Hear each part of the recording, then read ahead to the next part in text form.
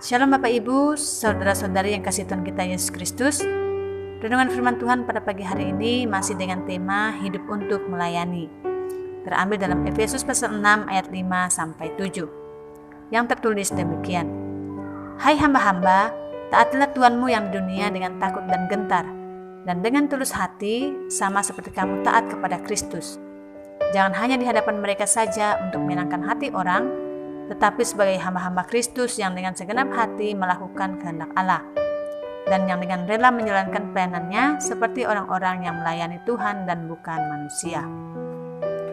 Dalam sebuah pelayanan, mungkin selama ini yang ada di pikiran kita bahwa melayani adalah tugas seorang pendeta maupun hamba Tuhan yang bertugas di gereja saat menyampaikan khotbah, atau yang bertugas sebagai worship leader, singer, tamborin, pemain musik, infokus, user, pelayanan perjamuan, dan lain sebagainya.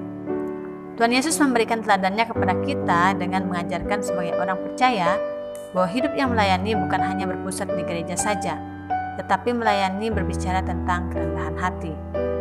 Mengapa perlu kerendahan hati? Karena sikap hati menentukan bagaimana pelayanan yang kita berikan kepada seseorang yang kita layani.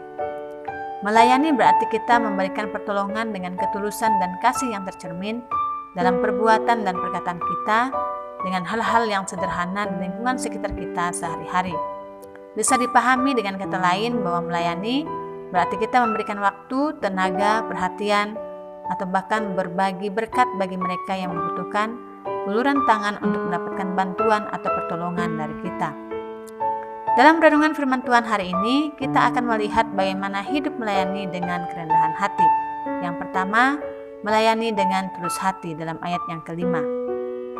Melayani dengan tulus hati artinya melakukan apa yang kita kerjakan tidak dengan bersungut-sungut maupun dengan tujuan untuk mendapatkan pujian, melainkan kita melakukan apa yang kita kerjakan dengan sepenuh hati melalui ketaatan kita kepada Kristus. Filipi pasal 2 ayat 14 menyatakan, lakukanlah segala sesuatu dengan tidak bersungut-sungut dan berbantah-bantahan. Bahkan dalam Efesus pasal 6, Paulus berbicara kepada para hamba dan tuan. Ia mengingatkan kedua kelompok tersebut bahwa kita semua melayani satu Tuhan yang ada di surga. Oleh karena itu, kita perlu mengerjakan segala sesuatu dengan ketulusan hati, penuh integritas, dan sikap hormat. Karena sesungguhnya kita melayani dan bekerja untuk Kristus sendiri. Yang kedua, melayani dengan segenap hati dalam ayat yang ke-6. Melayani dengan segenap hati artinya bukan hanya berusaha untuk menyenangkan hati orang yang melayani, akan tetapi kita secara pribadi menyadari bahwa pelayanan dengan segenap hati yaitu karena melakukan kehendak Tuhan. Apa kehendak Tuhan dalam hidup kita? Yang menjadi kehendak Tuhan yaitu kita hidup untuk memuliakan namanya. Untuk memuliakan nama Tuhanlah kita belajar bagaimana hidup menjadi berkat bagi orang lain. Kalau hari ini kita diingatkan oleh firman untuk melakukan seperti yang telah Yesus lakukan dan ajarkan, itu berarti kita juga harus melakukannya dengan sepenuh hati. Sebab barang siapa mengatakan bahwa ia ada di dalam Dia, ia wajib hidup sama seperti Kristus telah hidup. 1 Yohanes pasal 2 ayat yang ke-6. Saudara yang terkasih dalam Tuhan, mari koreksi diri kita masing-masing.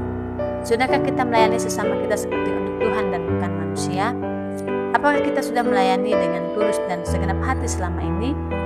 Jika setiap hal yang kita lakukan karena terpaksa maupun bersungut-sungut, karena sebenarnya hanya mengharapkan pujian dan penghargaan untuk menyenangkan hati orang lain, maka motivasi kita dalam melayani adalah kepentingan diri kita sendiri.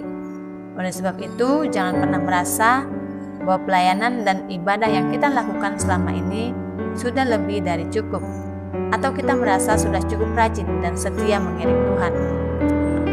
Yang dinilai Tuhan bukanlah aktivitas yang terlihat dengan kasat mata, tetapi Ia melihat hati kita. Ketulusan dan kesungguhan hati kita ketika melayani Dia, itulah yang dikenan oleh Tuhan. Rasul Paulus mengingatkan kita dalam ayat yang ke-7 agar dengan rela menjalankan pelayanannya seperti orang-orang yang melayani Tuhan dan bukan manusia. Demikian dengan firman Tuhan. Selamat beraktivitas. Tuhan Yesus memberkati.